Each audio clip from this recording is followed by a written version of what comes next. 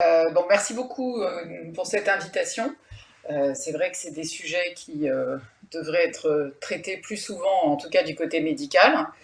Euh, alors, je trouverais ça très prétentieux de ma part de parler au nom des médecins sur un sujet aussi difficile que. Et donc, je vais surtout vous donner mon impression à propos de sujets que j'ai choisis en lien avec mon activité, puisque je suis gynéco-obstétricienne. Voilà, j'ai choisi des sujets portant plus sur la gynéco et l'obstétrique. Alors, j'ai pas de conflit d'intérêt, je suis membre du CCNE, mais pour ce topo, bien évidemment, je m'exprime en mon nom et non au nom du CCNE. Et mes propos c'est surtout relatent des faits médicaux sans jugement de valeur. Parce qu'avec un sujet pareil, en 20 minutes, je peux réussir à me fâcher avec toutes les religions présentes sur notre territoire. Donc, vous allez voir, voilà, je dis certaines choses, mais c'est jamais je ne me permettrai de porter le moindre jugement de valeur sur certains points, et bien sûr, on pourra en rediscuter. Alors, la, en médecine, on peut faire face à des actes thérapeutiques et non thérapeutiques, mais c'est surtout, j'aime beaucoup la définition de l'acte médical du professeur Glorion, qui a été président de l'Ordre national des médecins. L'acte médical, c'est l'ensemble des activités humaines, techniques et scientifiques exercées par une personne qui réunit les conditions d'exercice de la médecine et ayant pour but la prévention, la guérison ou le soulagement des maladies et des infirmités qui atteignent les êtres humains. Donc, jusqu'à maintenant, l'acte médical que devait faire un médecin, c'était essentiellement des actes qui avaient comme but la prévention, la guérison ou le soulagement. Depuis juillet 99, sont reconnus les actes médicaux non thérapeutiques comme des actes exercés par les médecins. Et donc, ce n'est pas un acte nécessaire. Et en fait, il n'existe pas de bénéfice direct pour le patient ou indirect pour la personne, autrui ou la collectivité, ce qui peut paraître assez étrange quand on parle d'actes médicaux faits par des médecins. Alors, ce qu'on apprend depuis la première année de médecine et ce qu'on nous répète tous les jours, c'est que notre métier est avant tout de ne pas nuire. Primum non nocere, quelque chose qu'on entend très régulièrement et qu'on essaie dans notre pratique, je pense, quelle que soit notre spécialité, de respecter. Et donc, quand on va parler d'actes médicaux non thérapeutiques, il faut en permanence se rappeler cet adage qui est théoriquement un moteur pour tous les médecins. Alors, la nécessité médicale de l'acte non thérapeutique, en fait, c'est la qualification par le patient lui-même qui va faire la nécessité de l'acte.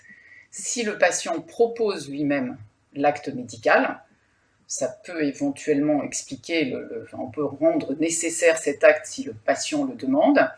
Le consentement est l'expression de la liberté personnelle du patient, et ça, bien évidemment, il faudra le signer, même si c'est un acte non thérapeutique. Et puis, l'autodétermination du patient justifie la nécessité plus que le motif. L'exemple, c'est les IVG. Une patiente aujourd'hui, quand elle demande une IVG, vous savez que depuis quelques années, le texte de loi a retiré la partie détresse, c'est-à-dire qu'une patiente qui demande une interruption volontaire de grossesse n'a plus à justifier sa demande, mais si elle est autodéterminée et c'est elle qui la demande, on va accéder, et typiquement, on peut en discuter pendant des heures, comme toute l'assistance médicale à la procréation également. Mais il faut que l'acte non médical soit médicalisé. Il faut quelque part qu'il soit rendu médicalement nécessaire, et on va le voir tout à l'heure avec la circoncision, il est nécessaire de médicaliser un acte qui est socialement toléré. Et donc on va rendre médical l'acte parce que c'est un médecin qui le fait, même si quelque part la finalité n'est pas évidente. Et donc pour certains, il y a une vraie confusion entre les moyens de réaliser l'acte, c'est-à-dire la médicalisation, et sa finalité, que ce soit de la prévention ou de la thérapeutique. J'ai choisi donc quelques exemples. Vous pouvez passer la diapositive suivante, s'il vous plaît. Voilà, j'ai choisi quelques exemples, donc en lien avec la gynéco-obstétrique, qui sont d'abord les actes demandés par la patiente pour elle-même, les actes qui peuvent être demandés sous la pression de la société, les actes demandés par les parents pour un enfant mineur, et puis on va parler un petit peu des actes demandés par la mère pour son fœtus, Alors il y a un tout petit biais, c'est que ma spécialité c'est quand même la médecine fœtale, donc j'ai pas pu résister à rajouter un peu de médecine fœtale dans ce topo et peut-être, enfin voilà, vous allez comprendre pourquoi après. Donc le premier acte dont on va parler, c'est l'acte demandé par la patiente pour elle-même. Et donc un des premiers sujets, c'est la plastie hyménéale. Alors, est-ce que c'est de la prévention, est-ce que c'est du traitement? Bien évidemment, ça dépend pourquoi la patiente le demande. Et on voit affluer sur Internet ce type de publicité, aussi bien dans les pays anglo-saxons, les pays indiens essentiellement, les pays asiatiques, les pays africains, des publicités pour les réfections d'hymen. Alors, j'ai pas pu résister à vous mettre également ce que j'ai trouvé sur Internet. Alors, par respect pour mon collègue, j'ai retiré son nom, mais enfin, sur Internet, vous trouvez son nom, qui se fait de la publicité pour la nymphoplastie, pour la chirurgie intime de la femme, et qui explique d'ailleurs qu'il fera beaucoup mieux que le gynéco-obstétricien qui ne se préoccupe pas des problèmes des vulves des femmes. Alors juste avant de passer la diapo suivante, je suis désolée, je ne sais pas très bien qui est dans l'assistance avec ces foutues visioconférences où on ne voit pas les gens. Il y a 2 diapos où il y a des photos juste pour illustrer et que vous compreniez quel est le problème, mais ça peut éventuellement choquer certains. C'est la prochaine, c'est la diapo 7 et la diapo 20. Donc je m'excuse pour les âmes sensibles. Donc là, il va y avoir des photos de plastie hyménéale. Mais je pense juste important que vous voyez... non, vous voulez pas me la laisser? Si, voilà. Non, vous voulez pas me la laisser. Bon, c'est pas grave. Je voulais vous montrer les photos de plastie hyménéale pour que vous compreniez la brutalité de ces gestes et ce que ça représente pour ces jeunes femmes. Alors à gauche, c'est une plastie hyménéale simple, où le gynécologue va juste fermer l'hymen. Ensuite, vous avez des interventions plus agressives qui sont comme celle du milieu, où vous voyez qu'il y a toute une partie de l'hymen qui est fermée, et je vous ai épargné la plastie complète de l'hymen quand on est obligé de décoller toute une partie du périnée pour reformer l'hymen. Bon, ce sont des pratiques franchement horribles, qui peuvent éventuellement faire mal, et qui sont malheureusement de plus en plus demandées par certaines patientes sous des pressions religieuses, sous des pressions sociétales, puisque malheureusement, ça reste encore dans certaines religions une obligation pour certaines jeunes femmes d'être vierges au moment où elles arrivent au mariage. Donc, il y a tout un grand débat en ce moment qui date de janvier 2021, c'est tout récent, en tout cas en Angleterre, on en parle beaucoup en ce moment. Donc il y a tout un business de la réparation de la virginité. Il y a 22 cliniques britanniques qui font de la publicité pour ce genre de traitement. Alors est-ce que c'est de la prévention ou du traitement? On peut discuter. Ça coûte cher. Alors c'est légal en Angleterre, mais il faut que le consentement du patient à subir une intervention soit remis en question lorsque l'on soupçonne qu'elle est pratiquée sous la contrainte d'une autre personne. Je ne suis pas bien sûre qu'une jeune femme spontanément va aller se faire refaire l'hymen avec les photos que je viens de vous montrer. Alors, est-ce que c'est de la religion? Est-ce que c'est des traditions? Probablement un peu des deux, mais reste ancré dans l'esprit des gens de certaines religions que si dans la nuit de noces le drap n'est pas taché de sang, la femme est impure et donc c'est un déshonneur pour la famille. Et ça reste extrêmement ancré dans certaines religions ou coutumes, et on voit apparaître, enfin ça a toujours été le cas, mais on voit apparaître en France à travers certaines populations migrantes, on voit réapparaître ces traditions, et donc le fait que la famille est déshonorée et peut aller jusqu'au crime d'honneur commis par un mâle, j'allais dire par un homme de la famille sur la jeune femme, lorsqu'il n'y a pas ce sang au moment de la nuit de noces. Donc voilà, il faut que vous sachiez que ces pratiques existent, et évidemment, théoriquement, elles ne sont pas légales en France.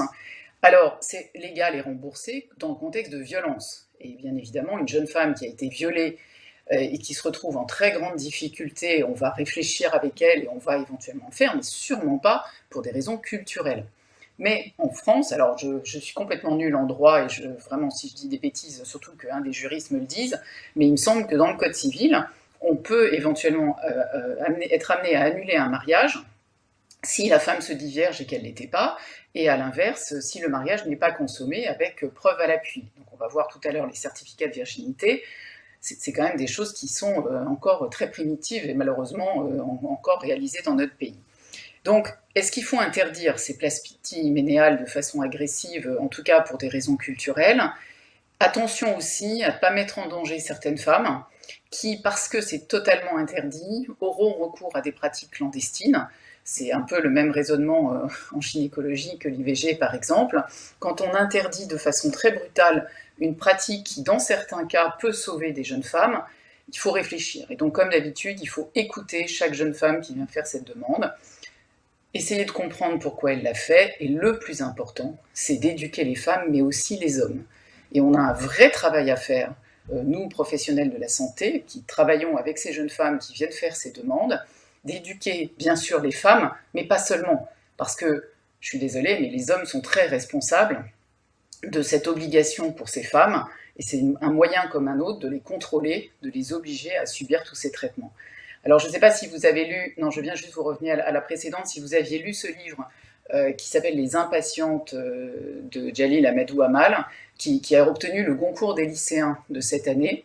Je vous incite à le lire, tous ceux qui sont intéressés par ce sujet, et je trouve que c'est un signe extrêmement fort que des jeunes, puisque c'est le concours des lycéens, aient choisi ce livre qui met en exergue certaines pratiques extrêmement machistes et violentes à l'égard des femmes, et la violence faite aux femmes, bon, là il se trouve que c'est un pays d'Afrique, mais malheureusement il y a d'autres pays où c'est le cas, et pour moi c'est un signe assez fort que des jeunes aient choisi ce livre comme lauréat du prix Goncourt des lycéens.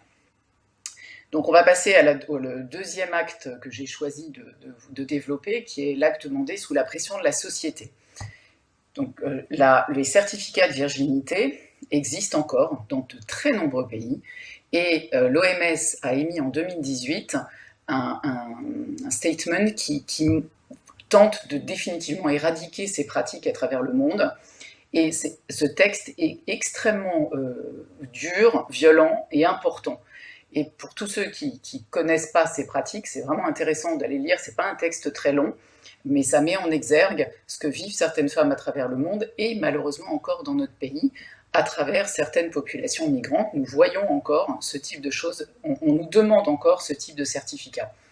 Alors, le certificat de virginité, comme il est pratiqué soit juste à l'examen, soit avec un test avec 2 doigts, c'est pas scientifique, ça fait mal, c'est comme un viol de la jeune femme, et c'est totalement interdit. Et en fait, le test devrait être complètement interdit, mais il est ancré dans certaines normes sociétales, et il est le reflet du pouvoir qu'a la société sur la sexualité et le corps des jeunes femmes. Et si vous voyez les pictogrammes qui ont été diffusés dans tous les pays, comme l'Inde, beaucoup de pays asiatiques, beaucoup de pays africains où ces pratiques sont encore utilisées, je trouve que ces pictogrammes sont extrêmement parlants. Et vous voyez sur ceux du bas que d'abord il y a des femmes qui sont traumatisées par ces tests, surtout qu'on va voir qu'en fait ils ne valent rien, que les médecins sont sensibilisés parce qu'ils doivent dénoncer et surtout ne pas réaliser ces pratiques, et la famille et les hommes sont impliqués. Dans le petit pictogramme de droite en bas, on voit que tout le monde est impliqué, et que c'est la société qu'il faut changer, et pas seulement, c'est pas que les femmes toutes seules qui arriveront à se défaire de cette emprise, c'est aussi toute la société qui est responsable. Donc les tests de virginité, tels qu'ils sont pratiqués et demandés parfois par certaines patientes, violent les principes bien établis des droits de l'homme, le droit d'être protégé contre les discriminations fondées sur le sexe, le droit à la vie, à la liberté et à la sécurité, y compris l'intégrité physique, le droit au plus haut niveau de santé atteignable dans certains pays, et le droit de l'enfant, puisque certaines jeunes femmes qu'on voit arriver ont moins de 18 ans. Donc c'est une pratique douloureuse, humiliante, potentiellement traumatique pour la jeune femme, et ça ne doit plus exister. Alors, ces examens sont pratiqués encore dans de nombreux pays du monde, et ce qu'il faut savoir, c'est que l'examen de l'hymen n'est pas fiable. C'est-à-dire qu'il y a plein de formes d'hymen différents, et qu'en fait, on ne peut pas, à partir de l'examen d'un hymen, savoir si une jeune femme a eu un rapport ou non. Et ça fait des millénaires que ça dure, et c'est des tests qui ne sont absolument pas médicalement valables, et on peut parfaitement avoir un hymen perméable et naître comme ça, et donc c'est totalement faux de dire que ces tests permettent de dire ou pas si la jeune femme est vierge.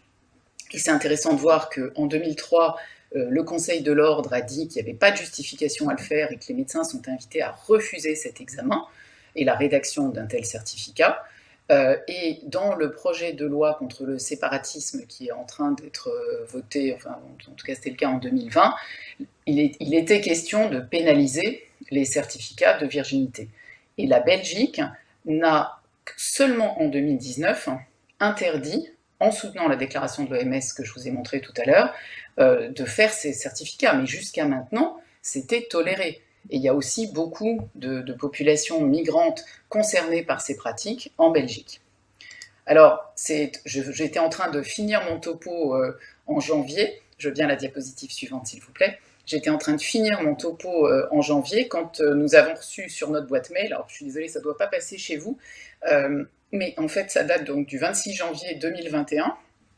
On a reçu du Conseil de l'Ordre des médecins, tous les gynéco-obstétriciens, enfin tous les médecins, mais nous bon, plus particulièrement, une sorte de guideline sur comment répondre à la demande d'un certificat de virginité et tout ce qui était à notre disposition comme ressources pour adresser la patiente vers une assistante sociale, vers une psychologue et vers même éventuellement des centres de victimologie pour mineurs. Donc c'est vraiment très d'actualité, puisque vous voyez, ça date du 26 janvier de cette année, mais ce n'est que maintenant que le Conseil de l'Ordre français a réagi. Alors il y avait déjà des interdictions, mais c'est la première fois qu'on reçoit ce genre de documents. Alors, les jeunes femmes sont quand même, voilà, merci. Les jeunes femmes sont quand même beaucoup plus sensibilisées qu'il y a certaines années. J'ai des adolescents et des post-adolescents qui m'ont trouvé l'image à droite sur Facebook. Et vous voyez que maintenant, il y a pour les plus jeunes quand même une information de par tous ces médias et tous ces réseaux sociaux qui les informent de ce genre de choses. Je pense qu'à ma génération, les jeunes femmes ne savaient pas qu'un examen de virginité n'avait aucune valeur. À la génération des enfants, des jeunes qui ont 20 ans aujourd'hui, normalement, ils le savent parce qu'il y a beaucoup de sensibilisation qui est faite par Internet et c'est une très bonne chose. Donc c'est de la responsabilité du médecin de ne pas accepter, mais attention, dans certaines situations, ne pas accepter met la jeune femme en danger et c'est toute la difficulté de ce genre de pratique. Je crois que enfin, en tout cas, moi j'essaie dans ma pratique de tous les jours de faire confiance aux femmes, même si beaucoup sont extrêmement manipulées. Et donc, oui, c'est parfaitement interdit, mais on peut parfois, je mets vraiment parfois avec des guillemets, mais être amené à faire ce genre de choses, mais c'est pas on fait le certificat et on les laisse repartir. C'est-à-dire qu'on fait le certificat, mais on fait en sorte de comprendre pourquoi elles en ont besoin et de les mettre en sécurité, en particulier d'une famille extrêmement agressive, et de tout faire pour les sortir de cette situation. Tant que les filles seront considérées comme des vecteurs de l'honneur familial, on ne s'en sortira pas. Et il faut éduquer les communautés. Et pour ceux que ce sujet intéresse, est passé sur Public Sénat samedi soir et dimanche matin un film assez bien fait qui s'appelle Like a Virgin de Feriel Ben Mahmoud, qui explique certaines des pratiques dans certains pays, en particulier d'Afrique, c'est très très intéressant. Alors, mon sujet d'après, qui est probablement le sujet le plus difficile de mon topo, parce qu'il n'y a pas de vérité et que je ne veux pas critiquer certaines pratiques, c'est juste, je voudrais qu'on réfléchisse ensemble sur certaines demandes faites par les parents pour leur enfant. Et donc évidemment, forcément, le sujet qui vient en premier à l'esprit est la circoncision. Je ne pratique pas de circoncision, je suis gynéco-obstétricienne, mais évidemment, on a plein de patientes qui demandent à la maternité, est-ce que je peux faire circoncire mon fils? Ce que nous ne faisons pas, en tout cas, dans mon service. Et évidemment, la circoncision, est-ce que c'est un traitement? Est-ce que c'est un acte religieux? Est-ce que c'est un acte culturel? C'est évidemment une norme culturelle profondément ancrée dans certains pays et dans certaines de religions, au point où, du coup, je me suis intéressée à la littérature sur ce sujet que je connaissais un petit peu moins bien que les autres. Et en fait, les médecins ont médicalisé une pratique culturelle dans certains pays. C'est très intéressant de voir les débats sans fin sur le sujet depuis 50 ou 60 ans, depuis que la littérature scientifique existe. Alors, certains pays ont émis des directives contre ces pratiques.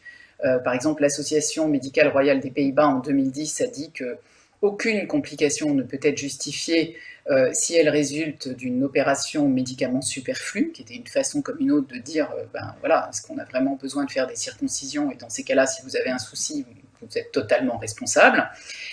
Et puis, il y a un pédiatre qui s'appelle Andrew Friedman, qui, dans Pediatrics, qui est un des meilleurs journaux de pédiatrie en 2012, a dit qu'il a définitivement entériné le fait que les bienfaits sanitaires ne sont pas assez importants pour recommander une circoncision en routine. Il y avait beaucoup de débats savoir si la circoncision protégeait de certaines maladies sexuellement transmissibles, en particulier du VIH, et il semblerait, d'après toutes les études les plus récentes, que ça ne soit absolument pas le cas.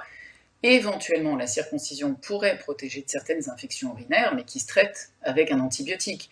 Donc, est-ce qu'on doit faire une intervention chirurgicale sur un enfant pour prévenir d'une infection urinaire? Bien évidemment, la question reste ouverte.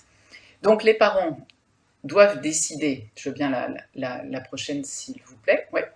Les parents, je veux bien la prochaine, oui, merci. Les parents devraient décider en dernière instance, et eux finalement à qui revient la décision, si la circoncision est dans l'intérêt supérieur de l'enfant.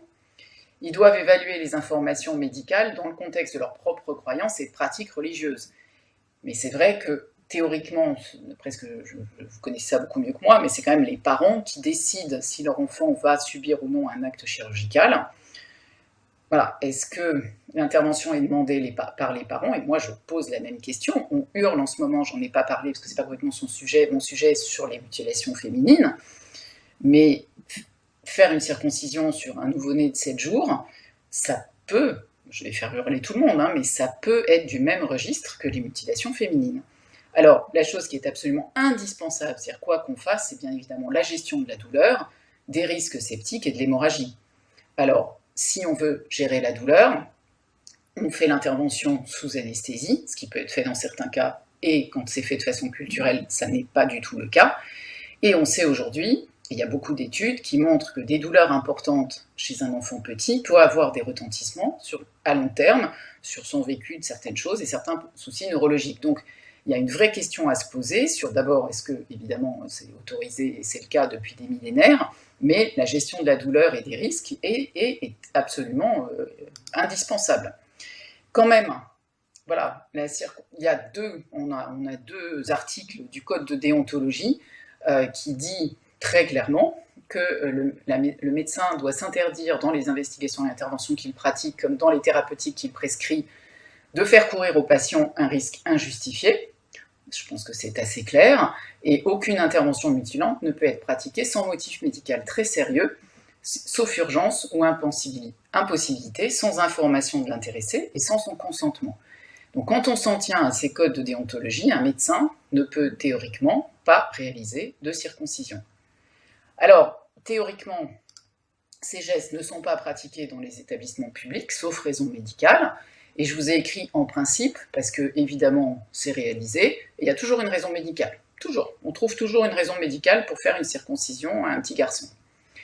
Quand on regarde les principes fondamentaux de l'éthique médicale, la bienfaisance, la non-malfaisance, la justice et l'autonomie, on peut vraiment débattre pendant des heures, mais je pense que ce n'est pas respecté. Non, enfin, en tout cas, ces principes qui concernent la circoncision du petit enfant n'est pas respecté, et le fait d'attendre l'adolescence permet de mieux respecter le principe d'autonomie avec un enfant qui peut prendre sa décision en ayant toutes les informations et surtout consentir par lui-même.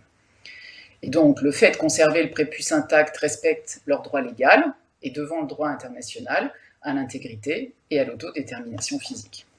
Mais bon, je reconnais que c'est des propos qui peuvent être mal interprétés, mais il y a quand même une réflexion à avoir à partir des textes de loi et de nos pratiques médicales sur ce type d'intervention.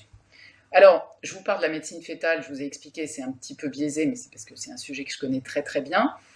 Juste pour vous dire que, en fait, pourquoi je vous parle de ça, c'est parce que la religion intervient dans toutes les décisions conflictuelles que nous avons avec les parents. Et on est souvent confronté, vous allez voir, je vous ai choisi 2-3 situations où, en fait, les parents nous demandent de faire des choses qui sont à la limite de l'éthique et qui nous paraissent, en tout cas en tant que médecins soignant la mère et l'enfant, parfois inappropriées, alors que c'est vraiment le souhait des parents. Juste un petit clin d'œil au fait que jusqu'à maintenant, la médecine fœtale était définie dans les lois de bioéthique depuis 1994 comme des pratiques ayant pour but de détecter in utero chez l'embryon ou le fœtus une affection d'une particulière gravité, et que nous avons demandé la Fédération des centres pluridisciplinaires de diagnostic prénatal, qui sont les centres dans lesquels sont réalisées ces interventions, nous avait demandé dans les nouvelles lois de bioéthique que cette définition change pour apporter non pas une définition qui laisse à penser qu'on ne faisait que des interruptions médicales de grossesse, mais qu'on peut également prendre en charge certaines malformations et traiter les enfants maintenant in utero. Je vais vous montrer quelques exemples. Et donc, on est amené à faire des gestes pour faire survivre des enfants qui, jusqu'à maintenant, mouraient, porteurs de malformations. Et c'est à la fois une très grande avancée dans certaines situations, mais on est parfois mis en difficulté avec ces nouvelles techniques par la demande des parents. Alors, en droit, vous me direz si je me trompe, mais la patiente prend la décision pour son fœtus qui n'a pas d'existence légale. Le fœtus, tant qu'il est in utero, est assimilé à la mère. Donc en fait, c'est la patiente qui prend la décision et le conjoint peut être donner son avis également, mais c'est la femme qui décide. C'est la femme qui décide si elle poursuit la grossesse ou pas en cas de maladie qui peut justifier l'interruption de grossesse, et c'est la femme qui décide si elle garde sa grossesse ou pas. Donc aujourd'hui, on est capable de faire, si vous cliquez une fois, vous allez voir un petit film qui va se dérouler normalement, peut-être pas. Vous pouvez cliquer juste une fois. Non, tant pis, bon, c'est pas grave. Pardon. Mais on peut aujourd'hui faire des techniques de chirurgie in utero. Donc on peut opérer des enfants qui ont, comme ici, vous voyez un petit trou dans la colonne vertébrale, ce qu'on appelle un spina bifida, ou des enfants qui ont un trou dans le diaphragme et on met des petits ballonnets dans la trachée pour faire grossir les poumons. Donc ça, aujourd'hui, on sait faire. Et on peut le faire quand la balance bénéfice-risque est démontrée pour la mère et le fœtus. Donc on peut être amené à faire un geste in utero, on endort la mère, on fait une péridurale à la mère et on fait un geste chez le fœtus. Et on se retrouve aujourd'hui dans des situations où parfois le fœtus a un syndrome polymalformatif, c'est-à-dire qu'il n'a pas que le spina bifida ou la hernie de Coupole, et pour lesquels il ne faut pas faire ces interventions, parce que c'est des fœtus qui sont atteints de pathologies avec très fort risque de handicap, et où les gens nous demandent, avec un fœtus qui présente une pathologie létale, donc le fœtus n'a aucune chance de survivre, il a une trisomie 18 ou une trisomie 13 ou une pathologie qu'on appelle le nanithanatophore, donc qui porte bien son nom, et la patiente ne demande pas d'interruption médicale de grossesse. Et donc, les parents demandent une prise en charge maximum, et la mère demande qu'on sorte son bébé, même par césarienne, si au moment de la mise en travail, le fœtus présente des anomalies du rythme. Et nous, on se retrouve dans la situation où la patiente demande une césarienne pour que son bébé naisse vivant, alors que nous, on sait que le bébé va mourir derrière, et donc on prend un risque pour la patiente. Donc on est amené en médecine fœtale, le plus souvent c'est pour des raisons religieuses, d'ailleurs quelle que soit la religion, avec des patients qui demandent qu'on aille jusqu'au bout, faire prendre des risques à la mère pour un bébé pour lequel derrière on ne va rien pouvoir faire. Donc là je sais pas, moi je vois plus mes diapos, je sais pas, c'est mon avant-dernière diapo. On peut aussi avoir des fœtus qui présentent une pathologie non létale mais très invalidante, pour lesquels on sait que l'enfant va être très handicapé à la sortie, c'est-à-dire que là, cette fois, il ne va pas mourir, mais il va être très handicapé. Par exemple, une hydrocéphalie, un cerveau qui est complètement détruit, où il n'y a plus que du liquide.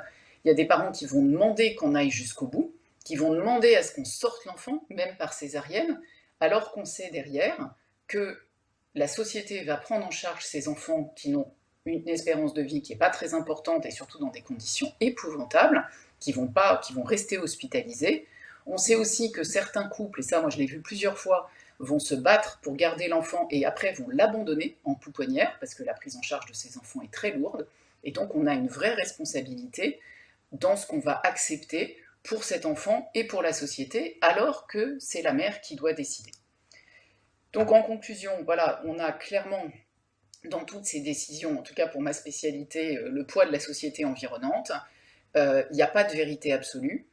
Pour certaines pratiques, en particulier pour les jeunes femmes, toutes les pratiques du début, c'est l'observateur occidental que nous sommes qui impose ces jugements de valeur.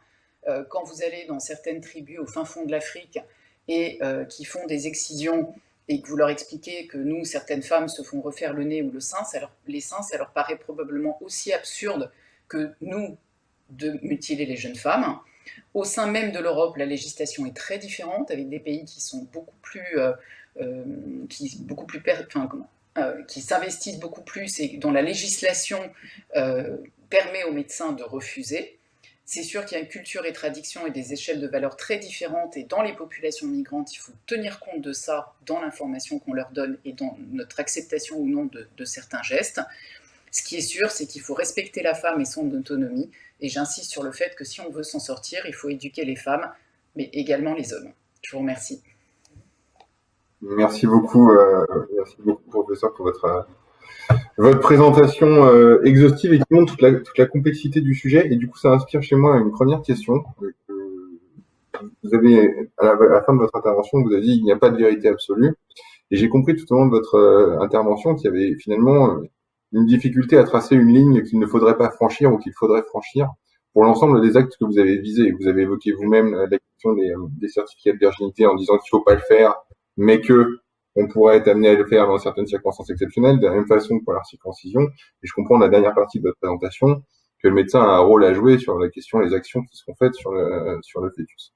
Et du coup, ça inspire chez moi une première question qui est celle de savoir si vous, en tant que médecin, vous êtes en demande de ligne directrice là-dessus, ou si vous estimez que l'existence d'une zone grise, plus ou moins interdite, plus ou moins autorisée, est une nécessité sociale, comme une soupape, qui est utile, à laquelle, à la limite, chaque médecin serait libre de répondre comme il l'entend, avec sa liberté de conscience. On n'est pas très loin de la problématique afférente à l'avortement, d'ailleurs, me semble-t-il.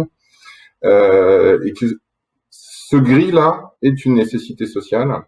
Ou alors est-ce que vous êtes plutôt sur une ligne en disant il faut que la société pose clairement ses principes et n'hésite pas à payer le prix, ou à faire payer le prix d'ailleurs par certains ou certaines, de ses convictions et de ses propres valeurs.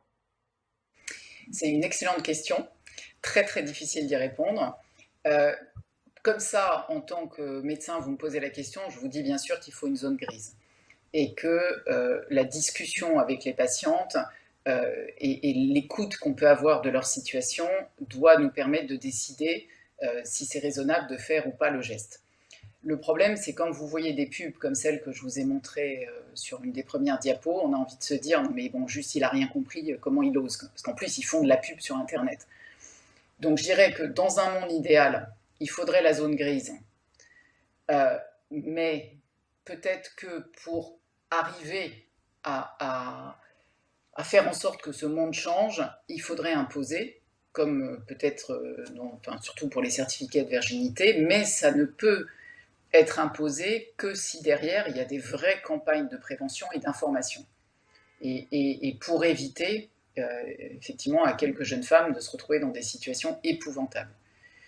Donc je ne sais pas si je sais répondre blanc ou noir à votre question sur le gris, À titre mais personnel, j'attendais une réponse grise et j'en suis donc très content, voilà. mais Voilà, mais bon, évidemment que nous, on préférait qu'on nous dise c'est juste pas possible et vous le faites pas et puis il faut pas parce que, mais bon, derrière, on sait qu'il y a des jeunes femmes qui se retrouvent dans des situations épouvantables.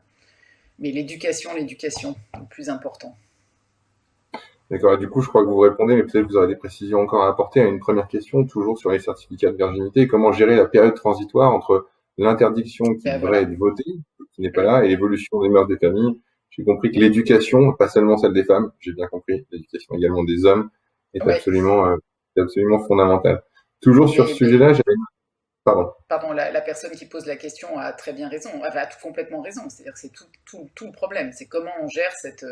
Alors, est-ce qu'on se dit qu'il vaut mieux se dire qu'on prend le risque pour certaines en essayant de les protéger au maximum pour obtenir pour toutes les générations d'après que ces pratiques s'arrêtent? Voilà, j'ai envie de dire que oui, c'est ça qu'il faut faire, mais pour avoir à gérer de temps en temps ce genre de situation, quand on a la jeune femme en face, c'est juste épouvantable. Et alors justement, pour rester dans l'épouvantable, si vous me permettez l'expression, il y a une question sur le suivi pratique que vous allez réaliser, puisque vous avez indiqué que quand vous étiez dans cette zone grise où un certificat de virginité pourrait être émis, il y avait un accompagnement qui était fait, et j'avais vu dans le chat tout à l'heure des questions sur les modalités pratiques d'accompagnement qui étaient délivrées du coup à ces jeunes femmes, à ces patientes. Bah, il y a des modalités de protection, hein. Ça nous arrive exceptionnellement de proposer d'hospitaliser les patientes au secret. Euh, Certains gestes peuvent être réalisés au secret, mais bon, pour d'autres, à part les extraire de leur famille et de les mettre dans des structures d'hébergement d'attente, bon, mais c'est des situations transitoires et pour certaines, on n'a pas forcément la solution. Donc c'est pour ça qu'aujourd'hui, euh, interdire complètement mettrait certaines jeunes femmes en difficulté. Donc il y a quelques structures, et d'ailleurs c'est étonnant parce qu'ils nous mettent tout ce dont on peut se servir pour rendre service à ces patients se trouve dans la lettre de l'ordre qui nous a été envoyée. Mais bon, est-ce que ça suffit? Certainement pas. Et surtout, ça dépend des régions, ça dépend des départements, la problématique n'est pas la même partout. Il faut aussi non seulement informer les patients, mais certains professionnels, que tout le monde soit aguerri à ce genre de choses. C'est comme les violences faites aux femmes. En fait, quand on n'est pas formé, on les dépiste pas suffisamment. Et même dans des services où on a l'impression qu'on prend bien en charge les femmes, malheureusement, certains soignants ne sont pas assez informés sur les signes à détecter pour aider au mieux ces jeunes femmes. D'accord. Merci beaucoup. On est dans un environnement où le religieux occupe beaucoup de place, ne serait-ce que parce qu'on en parle. Après, chacun pense ce qu'il veut du fait qu'on en parle. Est-ce que vous pensez, ou est-ce que dans votre expérience de praticienne, il y a une augmentation des demandes d'actes opérés pour des raisons, pour des motifs religieux, ou est-ce qu'on est sur une tendance stagnante? Finalement, on est grosso modo comme il y a 10, 20 ou 30 ans, étant entendu que peut-être on en parle plus dans les médias parce que c'est un sujet dont on s'empare, notamment par l'intermédiaire de la protection des femmes, ou est-ce qu'au contraire, finalement, on serait sur un mouvement descendant et ce serait les derniers feux de la religion ou de l'impact de la religion contre ou sur les praticiens? Non, je crois que malheureusement, ce sont des pratiques qui augmentent. Alors vous le dites très bien, est-ce que c'est parce qu'on en parle de plus en plus? Probablement. Je pense qu'il y a moins de tabous à parler de ces choses-là et nous à les dénoncer en tant que professionnels. Après, il y a beaucoup de migrations avec des communautés qui se tournent un peu vers elles-mêmes pour différentes situations. Alors la crise Covid a été, est toujours, c'est sûr, pour toutes ces jeunes femmes qui sont enfermées chez elles, très difficile. Et non, je ne suis pas sûre qu'on voit une diminution malheureusement dans ce type de pratique. Et pour vous donner des chiffres que je connais mieux, qui sont ceux, par exemple, des demandes de poursuite de grossesse pour des fœtus avec des malformations, alors que le couple aurait pu demander une interruption de grossesse, on est passé d'une centaine de cas par an à 300 en 5-6 ans. Alors ça reste des chiffres anecdotiques au vu des 800 000 naissances par an en France, mais par exemple ce type de pratique, on assiste à une augmentation et 90% c'est des raisons religieuses. Et alors, poussons la question jusqu'au bout. Ce sont des raisons religieuses, mais c'est marqué religieusement. En gros, c'est la religion musulmane qui produit ces effets, si je puis dire, avec tous les guillemets dans la façon dont j'ai tourné ma phrase. Ou est-ce que c'est un mouvement qu'on constate également auprès de populations catholiques, voire, alors je suis pas un expert de la religion protestante ou des religions protestantes, c'est leur point de vue sur l'avortement, mais est-ce que c'est ciblé sur une... Dans nos pratiques, c'est essentiellement catholique et musulman. Avec, je pense, pour la religion juive et la religion protestante, une vision un tout petit peu différente du fœtus et du soin de l'enfant et de la souffrance un peu différente. Mais nos pratiques et les couples avec lesquels on a des situations qui nous amènent à discuter pendant des heures, c'est essentiellement musulmans et catholiques. Après, c'est aussi peut-être les religions les plus fréquemment, en tout cas dans la région parisienne qui est celle que je connais, c'est les religions qui sont peut-être les plus fréquemment pratiquées. Mais c'est sur le sujet de garder un enfant avec une malformation et de ne pas faire une interruption quoi qu'il arrive, c'est essentiellement catholique et musulman.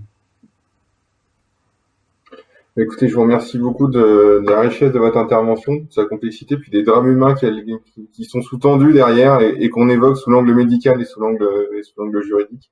Merci beaucoup.